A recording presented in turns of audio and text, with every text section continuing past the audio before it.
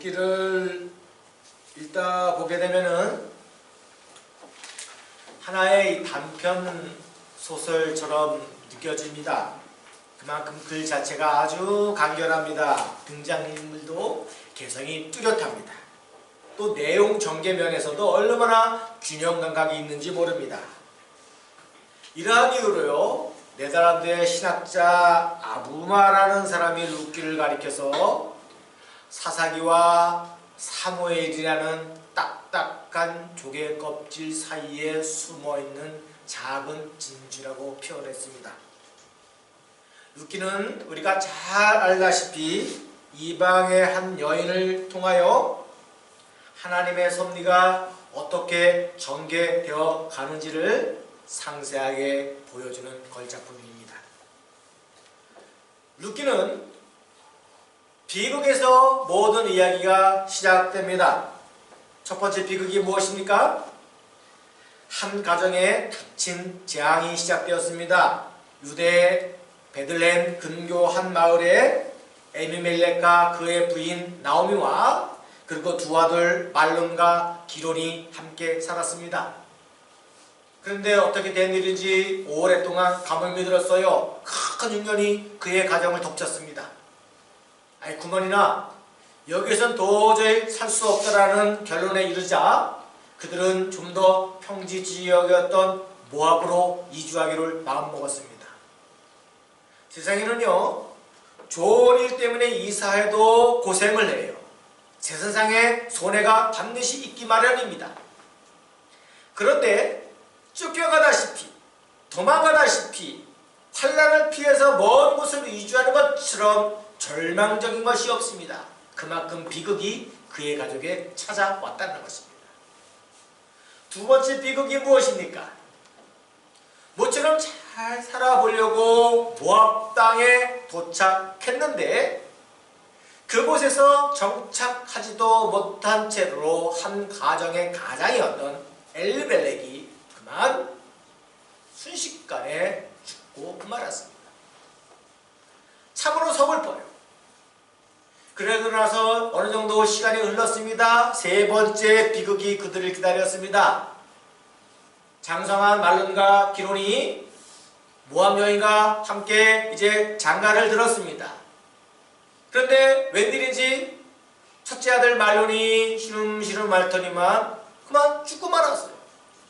얼마 있지 않아서 그의 동생 기론도 죽었어요. 졸지에 예루살렘을 떠나서 모압까지 간 것이 10년도 안 되는데 온 가족이 풍지박산이 났어요. 3명의 여인 가부만 남는 그야말로 비극의 비극이 더불어서 그들의 가정을 침몰한 것을 알 수 있습니다. 이러한 가정 속에서 첫 번째 맏며느리인 오르바는 떠났고 둘째 며느리인 룻만이 남았습니다. 그들은 더 이상 모압에서 있을 수 없다라는 판단 아래 자신의 시댁의 고향인 본가를 따라 베들레헴에 왔습니다. 지금도 마찬가지지만은 사람이 쫄딱 망해서 고향에 돌아오게 되면은 모든 사람들의 입방아에 오르락 내리락 하는 것은 시간 문제입니다. 바로 그와 같은 시점이었습니다. 그러므로 우리가 본문으로 선택하여 읽었던 룻기 2장을 절망 속에서부터 시작이 됩니다. 고향집에 돌아와서는 남아있는 농토가 없습니다. 설령 토지가 있어도 그것을 농사 지을 힘센 건장한 남자들가 없어요. 그들의 후보지책으로 선택한 것이 무엇입니까? 우리가 잘 알다시피 남의 땅에서 추수 때에 이삭이나 죽고 겨우겨우 목숨을 연명해 나가는 것이었습니다. 그 당시에는 다른 사람 밭에 가서 고아와 나그네와 아무런 대책이 없는 가부들이 이삭을 줍는 것은 사회 안정장치로서 생각을 했습니다. 흉이 아닙니다. 많은 부자들도 더불어서 나그네와 가부와 고아들이 마음 놓고 먹어갈 수 있도록 주워갈 수 있도록 따뜻한 배려를 한 것을 알 수가 있습니다. 그런데 오늘 본문 3절을 보면 거기에서 한 사건이 터집니다. 우리 본문 3절 말씀 함께 읽어보도록 하겠습니다. 시작. 룻이 가서 베는 자를 따라 밭에서 이삭을 주는데 우연히 엘리멜렉의 친족 보아스에게 속한 밭에 이르렀더라. 그 당시 베들레헴의 근교에는 많은 밭이 있었습니다. 그런데 그 밭 중에서 시댁의 친척인 보아스 밭으로 갔습니다. 성경을 그 상황을 우연히 알았습니다. 롯은 우연히 친척밭에 갔습니다. 그런데 우연히와 함께 짝을 이루는 단어가 있습니다. 마침 혹은 마침내입니다. 그 다음 구절을 한번 보도록 하겠습니다. 시작. 마침 보아스가 베들레헴에서부터 와서 베는 자들에게 이르되. 1장 2절을 보게 되면은 그 밭은 베들레헴의 근교를 알았습니다. 더 정확하게 되면은 그 지역 이름을 에브라시라 했습니다. 그러니 보아스는 자신의 주거지가 베들레헴이에요. 베들레헴에서 어느 정도의 거리가 떨어진 에브라까지 와서 자기 밭을 관리하고 있었습니다. 그런데 베들레헴에서 떠나서 자신의 밭이 있는 에브라까지 온 그 거리상에 거리가 어느 정도인지 모르지만은 이 우연은 이 마침을 통해서 정확한 타이밍을 맞췄다는 것입니다. 보아스는 상당한 부자입니다. 많은 용토를 거느리고 있고 그 밑에 수많은 아이들이 있었습니다. 가장 중요한 것은 보아스가 룻의 시댁의 친척입니다. 이 말은 엘리멜렉의 가정을 책임져야 할 의무 아닌 의무가 그에게 있다는 것입니다. 성경은 이를 지칭하여 기업 물을 자라고 표현하고 있습니다. 생계에 위협을 당한 친족이 있으면 대신 부유한 사람이 그 가정을 돌봐야 됩니다. 이 제도를 못 박았어요. 율법의 고멜 제도를. 룻기서 전체를 이끌어 나가는 단어가 바로 기업 물을 자, 바로 이 고멜 제도입니다. 그런데 이 만남은 여기서 끝나지 않았어요.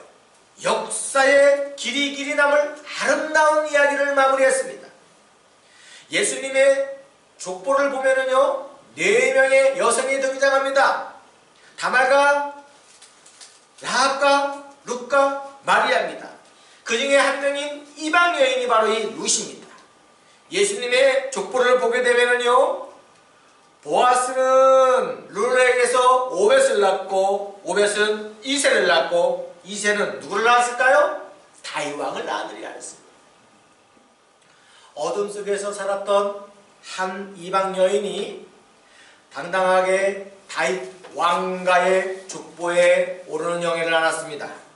더 나아가 먼 훗날에는 예수님의 조상이 되었습니다. 사회에서 가장 비천한 신분을 갖고 있었던 이방 여인이 한순간에 신분이 수직 상승하여 거룩한 메시아의 탄생의 보금자리로 그의 신분이 껑쭉 올라탔습니다. 우리가 관심을 갖고 있는 것은 그 밭에 나갔던 날, 그리고 거기에서 보아스를 만났던 것입니다. 세상에서 이런 경우를 그냥 우연이라고 말합니다. 심지어 오늘 재수 좋은 날이라고도 이야기합니다. 그러나 신앙인들의 해석은 틀립니다. 우리는 그것을 하나님의 섭리라고 정의하고 있습니다. 철두철미 하나님께서 이 일에 개입하셨습니다. 학창시절에 교회에 다니는 친한 친구를 따라서 우연히 교회를 간 친구가 있습니다. 그러다가 신앙생활을 잘 착실히 해서 구원을 받았고 나중에는 목사가 되었다. 이와 같은 이야기가 얼마나 아름다운 이야기입니까? 그런가 하면 사업의 부도를 맞아서 차를 타고 저 멀리 제부도 앞바다로 달려갔습니다. 거기서 죽으려고. 이런저런 기름 깊은 생각 속에 있다가 우연히 라디오를 틀었습니다. 아내가 즐겨 듣던 기독교 방송이 나왔고 마침 그곳에서 들려지는 설교 내용이 자신의 삶과 얼마나 유사한지 그 자리에서 회개하고 다시 도전받아서 제기하여 성공했다는 얘기도 저는 들어봤습니다. 어떻게 우리 주변에 이런 일이 한두겠습니까? 세상에서 우열이라고 말하기 너무나 겁난 많은 수많은 사건 사고가 우리 삶을 지배하고 있습니다. 본문을 보게 되면은 두 사람의 배후에는 전지전능하신 하나님께서 역사하시는 것입니다. 성경에도 이러한 일들은 수없이 기록됐습니다. 그 중에서 제가 개인적으로 제일 신기한 것이 나일 강변에서 만난 바로 공주와 모세의 사건입니다. 아들을 숨기려고 갈대를 꺾어다가 상자를 만드는 부모님의 심정, 그 사이사이에 물이 배어나지 않도록 역청과 나무진을 칠했습니다. 만약에 이 갈대 상자를 만드는 시간이 지체되었다고 한다면, 아니면 혹은 너무 빨랐다고 한다면 모세는 나일강에서 그 바로의 공주를 만나지 못했을 것입니다. 모든 것이 타임이 정확해요. 더구나 그 사건에 맞춰서 갑작스럽게 공주의 몸이 근질근질했어요. 세포 조각을 하나님께서 조작을 시킨 거지. 그런데 그 호화스러운 왕궁에 공주가 목욕할 목욕탕이 없었겠습니까? 오늘따라 웬일인지 날씨도 너무 좋고 화창하니까 얘들아, 하녀들아, 우리 나일강 가서 한번 우리 목욕하자. 이 말이 됩니까? 근데 그렇게 만드신 것은 그 배후에서 역사하시는 하나님의 섭리가 있었기 때문입니다. 뿐만 아니라 나일강이 범람하면 큰 바다를 이루는데 어떻게 되든지 갈대 상자가 흘러서 가장자리에서 그 누군가가 정확하게 볼 수 있는 곳으로 흐르고, 뿐만 아니라 하늘을 시켜서 그 갈대 상자를 거두어 들을 수 있을 정도의 물 가장자리를 흘렀던 것은 하나님의 끊이지 아니하는 터치, 더 깊은 터치가 계속 이어졌던 것입니다. 이것이 바로 하나님의 섭리입니다. 그들의 만남 속에 하나님의 따뜻한 손길이 있습니다. 그러므로 우리도 영의 눈을 떠서 하나님의 손길을 느낄 수 있어야 됩니다. 내가 왜 지금 이 시간에 이곳에 와 있는지를 한번 생각해 봐야 됩니다. 이 세상에는 우연이 없어요. 우리는 이 부분에 대해서 믿음의 눈을 떠서 거기에 신앙 고백을 해야 됩니다. 모든 것 자체가 하나님의 은혜의 결과입니다. 지금 우리의 삶에서 가장 필요한 것이 무엇입니까? 섭리 속에서 펼쳐지는 하나님의 은혜가 얼마나 소중하다는 것을 알고 거기에 가치를 부여해야 됩니다. 아무런 생각 없이 왜 하필 하고 많은 나라에서 이민을 호주에 왔는지, 왜 하고 많은 나라 중에서 호주로 유학을 왔는지, 이와 같은 부정적인 생각이 아닌 하나님께서 나의 삶을 어떻게 지배할 것인가를 두근두근거리며 그것을 바라봐야 된다는 것입니다. 그런데 이 싸움에서 실패한 사람이 있어요. 바로 맏며느리 오르바입니다. 인간적으로 볼 때 오르바는 꽤 괜찮은 여성이었습니다. 모함 여인이 떠들이 유대인에게 시집간다는 것은 말이 안 돼요. 누가 경제 능력이 없고 그나마 10개나 있었던 시아버지 에빌멜렉이 죽은 상태 이후에 그 집에 시집간다는 것은 쉽지가 않아요. 뿐만 아니라 남편이 죽고 난 이후에도 그곳에 있으려고 몸부림을 쳤습니다. 어차피 이 가정에 시집 왔으니 뼈를 묻으려고 하는 그 각오가 있었습니다. 하지만 하루가 멀다 하고 시어머니 나오미가 간청을 했습니다. 얘 며느리야, 며느라가야, 너 나이가 있지 않니? 네 족속이 있지 않니? 너의 집이 있지 않니? 다른 곳에 가서 너 새 출발해라. 너에게는 얼마든지 그럴 축복받을 권한이 있다. 계속해서 권면하니까 결국은 어머니의 간청에 울면서 떠났습니다. 객관적 시각으로 볼 때는 오르바가 틀린 것은 없다는 것입니다. 그런데요, 성경은 아주 냉철해요. 잔정이라고 없을 정도로 모든 것이 냉철해요. 오르바가 인지상정을 위해서 떠나는 순간엔 그는 역사의 무대에서 완전히 자취를 감춰버렸습니다.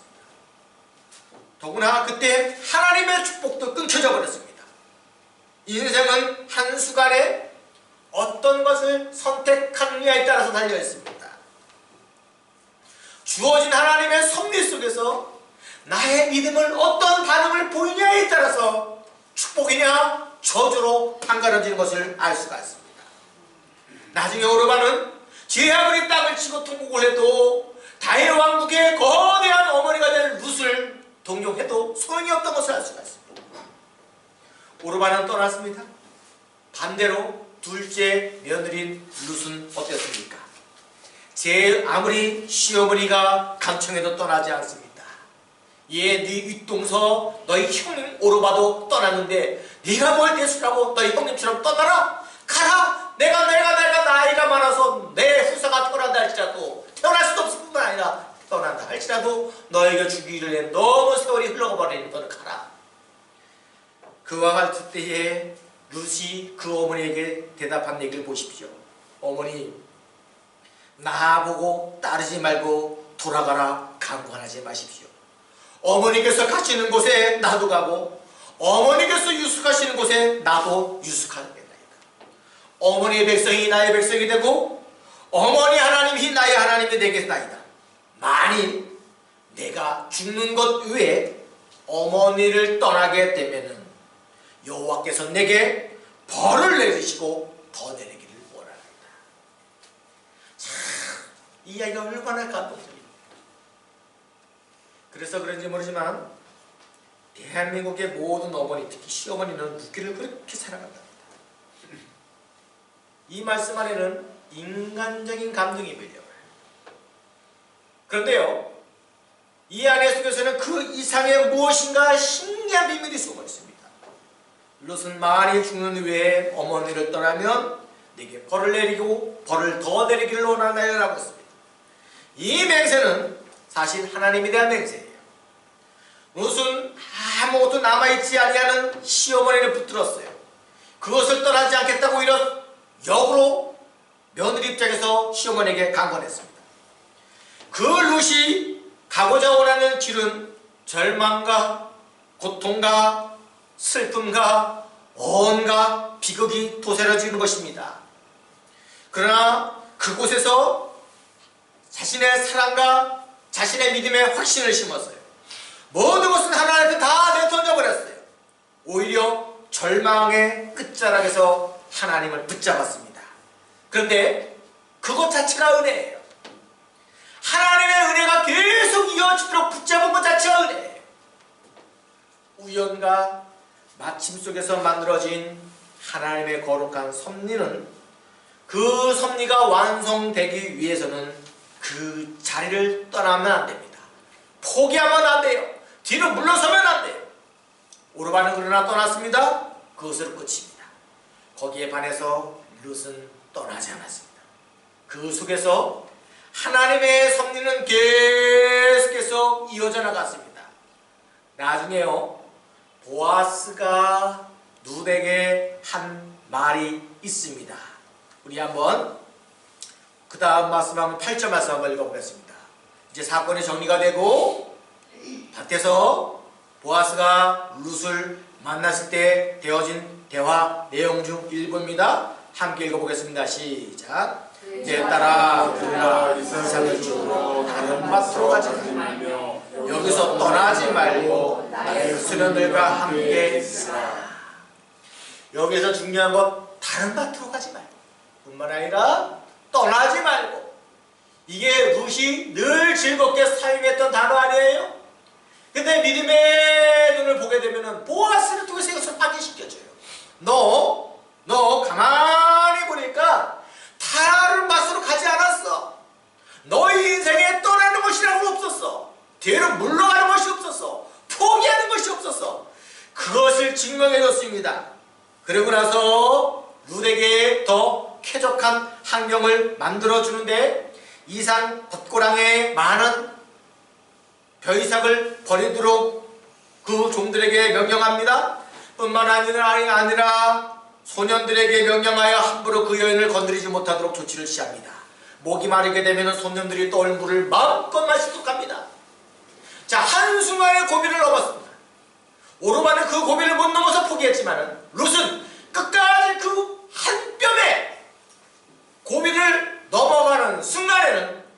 주변의 환경에서는 계속 이렇게 만들어가요. 또 긍정적으로, 또 바르고, 또 옳게끔 만들어가요.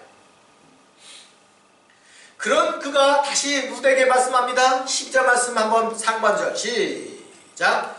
여호와께서 내가 행한 일에 보답하시기를 원하며. 자 보세요. 아름다운 이야기가 시작됩니다. 지금까지 수많은 어려움, 절망, 근심, 수많은 뒤틀림이 있었음에도 불구하고 포기하지 아니하는 루드에게 여호와께서 내가 내게 행한 일에 보답하기를 원한다. 그 당시 롯은 하나님의 섭리가 있는지 없는지도 잘 몰랐을 것입니다. 그런데도 롯은 그곳에서 쉽게 떠나지 않았습니다. 그러한 롯을 보아스가 크게 칭찬했어요. 그래서 그가 내가 행한 일에 보답하기를 원한다. 이 말은요, 인간적으로 시어머니를 떠나지 않는 것을 칭찬한 것처럼 들려집니다. 물론 그 말도 맞습니다.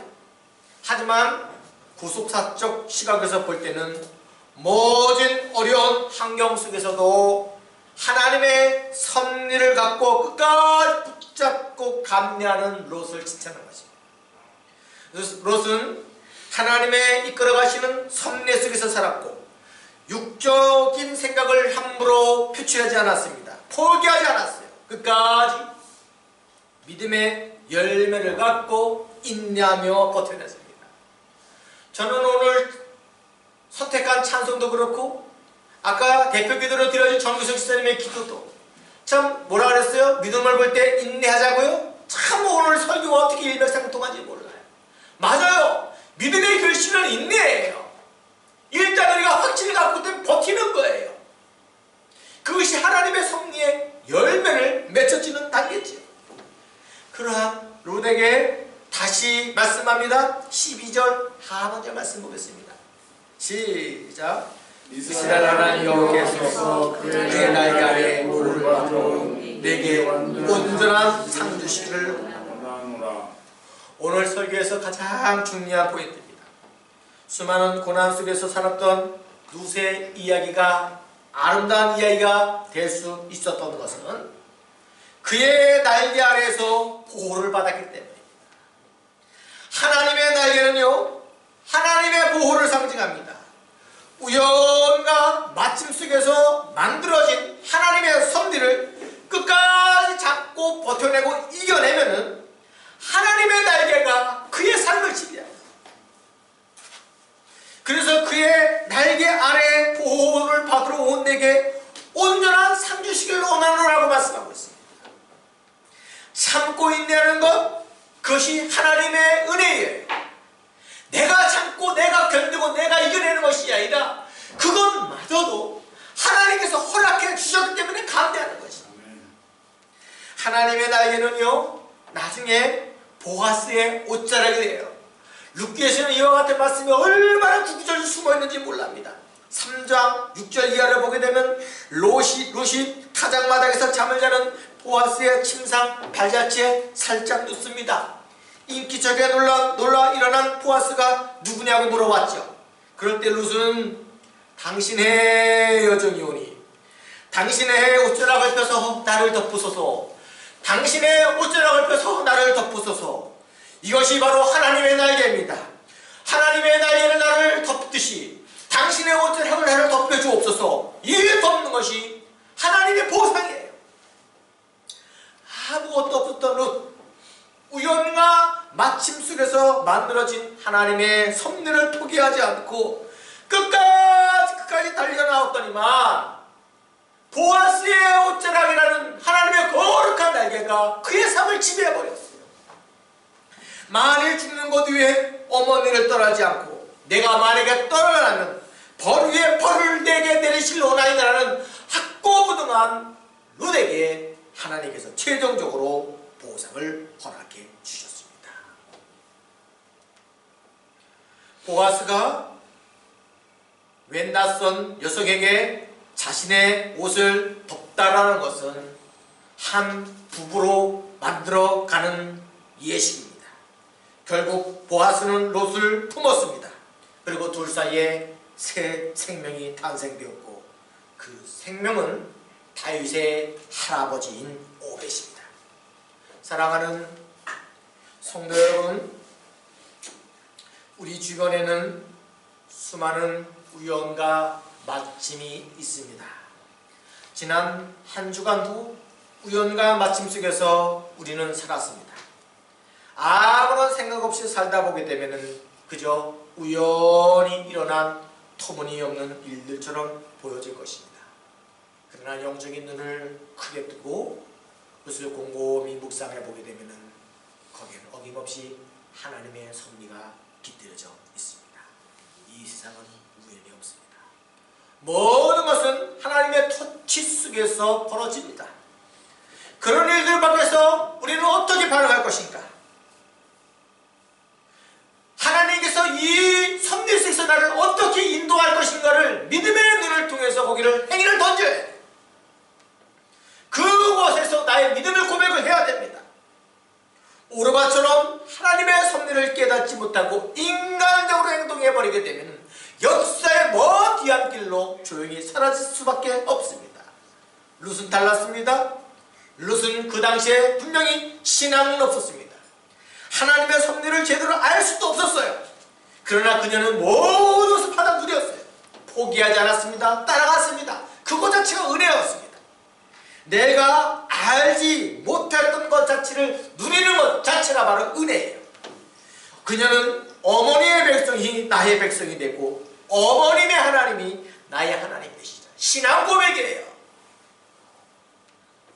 세상에는 아름다운 이야기가 참으로 많이 있습니다. 그 중에 최고의 아름다운 이야기는 극적인 반전 속에서 펼쳐진 결론입니다.